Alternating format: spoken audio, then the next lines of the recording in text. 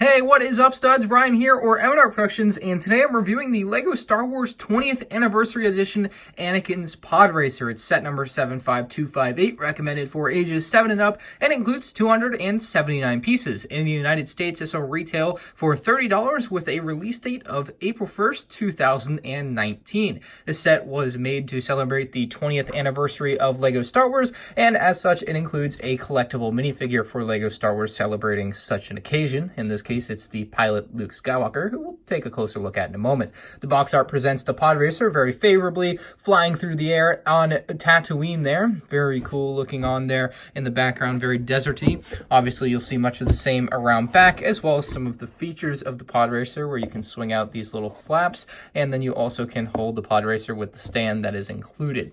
It also does have all 5 collectible minifigures shown there on the back, and then it's also going to tell you about the original set within the instructions, and it gives you a little preview there on the back. The instruction manual will prompt you to scan this with your iPad or iPhone with the LEGO Life app to access the instructions on your mobile device, and then the instructions themselves will actually show off a lot of the 20th anniversary stuff there, as well as some information about it, which is pretty cool. I'll have reviews on all those on my YouTube channel, so make sure you check those out. You get some action shots from the movie, Star Wars The Phantom Menace.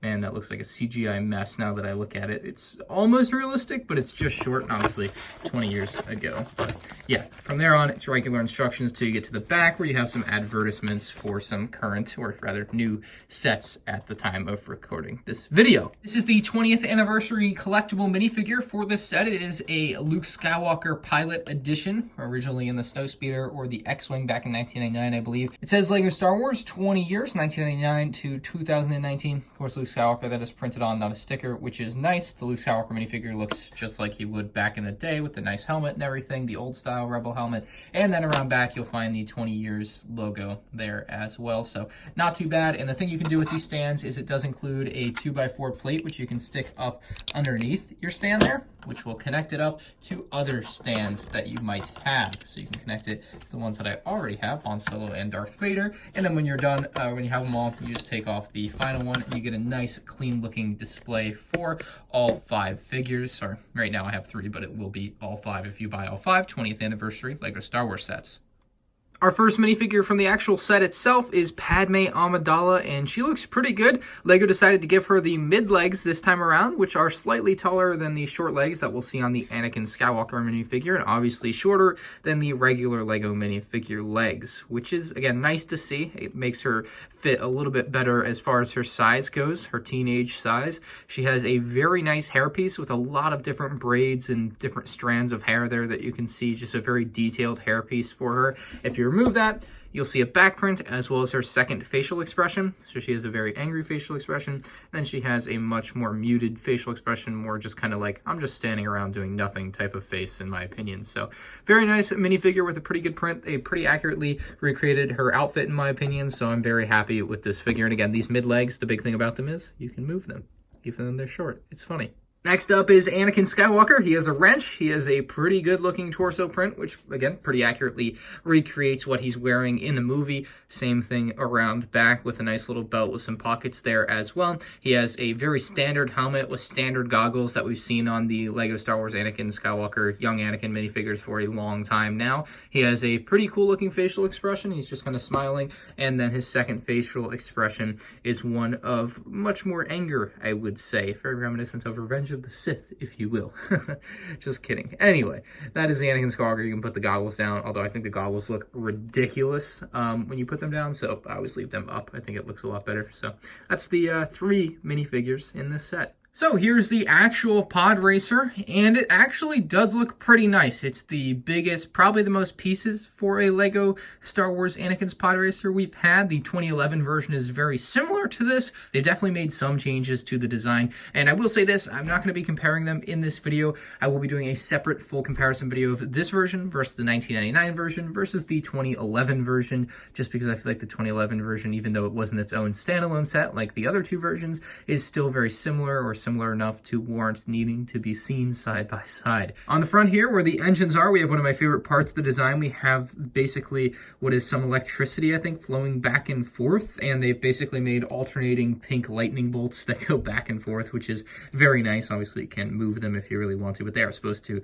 stay in place. You have the yellow flaps that we talked about not too long ago here in the review. They each have a sticker on the end of them. The sticker is exactly the same on all 6 flaps, so no difference there between the stickers. These can also move in and out, so you can basically make it look like the engine is breathing or whatever they're supposed to do. I don't remember exactly what the actual function of these is, but you can get them in some different positions to give the Podracer a little bit of a different look if that's what you're going for. I don't love the way it looks when you do that. I usually like to leave them all closed, but that is like one of the only features of this set. The other main feature that they actually show off on the back is the fact that you can actually pick up the model with the stand, and I will say it's actually very sturdy. Like, I'm actually very happy with how sturdy it is. So you really just pick it up like this. Like, it's very easy to hold and swoosh around, very stable, obviously. Like, really, you can shake this thing. It's not breaking, nothing's falling off, which is very important, and it's very good to see that they were able to nail that down, that nothing's going to be falling off of this model. Here with the engines, you have a little bit more detail with these. I really like how they were able to round off the engines here, especially with these circular pieces in there, and then the cones with the gold studs on top. Looks pretty dang good. They even use this weird looking orangish brownish color, which actually does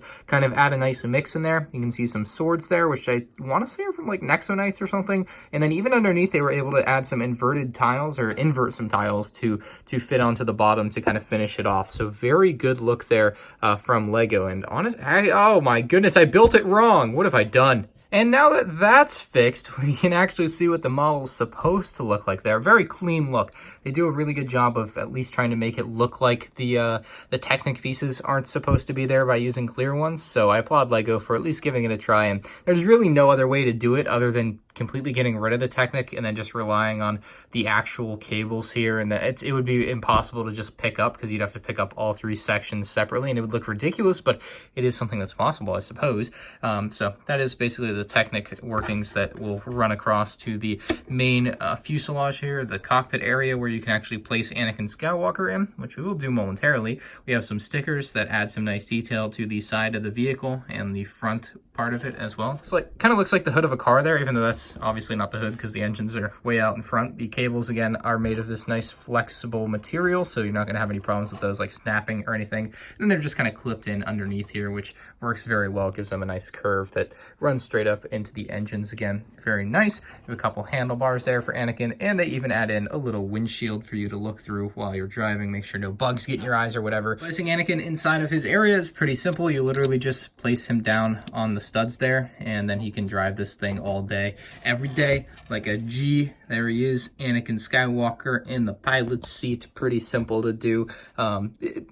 It looks weird, to be honest, but it's a thing you can do. I'm not going to keep him in there, but that's up to you if you want to keep him in there. But anyway, let me cover my actual main issues with this set. $30 for 279 pieces isn't terrible, I suppose. You do get the collectible minifigure, which is probably part of the reason that the price is more expensive than you would expect. So you guys can see this is the whole offering. It's everything you get for 30 bucks. The Podracer, when you pick it up, just doesn't feel like $30. It's nicely designed. It's got some clean looks to it. Obviously, it has some very nice and unique pieces that you don't see in a lot of sets, but I just can't see myself paying $30. I mean, I did pay $30 for it, but it's a tough sell for 30 bucks. I think you have to wait for it to go on sale to buy this one. The other problem with this set, I just don't think there's enough minifigures. I think Lego missed a great opportunity to include some sort of actual like exclusive episode 1 minifigure that they hadn't made before. Instead, they basically went for a straight up remake of the original version there. More importantly, I think we wanted a pit droid. Like, Lego could have included that pit droid right there. You see that pit droid? We have not seen those pretty much ever since 1999, so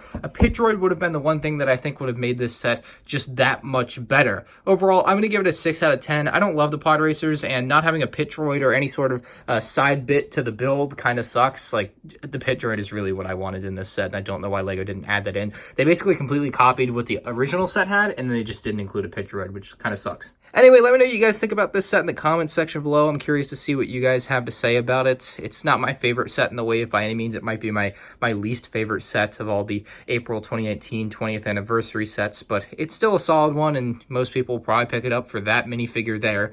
A lot of people are going to want Luke Skywalker just because he's Luke Skywalker, but hey, what are you going to do? Lego's going to win that battle every day. Wait for it to go on sale if you're going to buy it. That's my main recommendation. It's not a terrible set based off Episode 1. It's obviously probably the best Lego Star Wars Anakin's Podracer to date. Again, the only problem is it's a little bit pricey, and I feel like Lego just missed an opportunity to include something cool like a exclusive pit droid or another exclusive minifigure, maybe like a Watto or something. I don't know. Just something else would have filled out this set to me. I also just find the lack of like any type of feature on the Podracer a little bit disturbing. Like Lego usually throws in some sort of stud shooter or something, and they just didn't put anything on this set. But again, that's something people complain about when they do add it on there, so I don't know whether to complain that they didn't add any playability other than the swoosh ability. I'm not sure. Again, let me know what you guys think in the comment section below. Leave a like if you enjoyed the video, subscribe to the channel if you're new here, and I'll see you guys in the next one. You guys check out my other Lego Star Wars 20th anniversary set review videos on my channel. Peace out.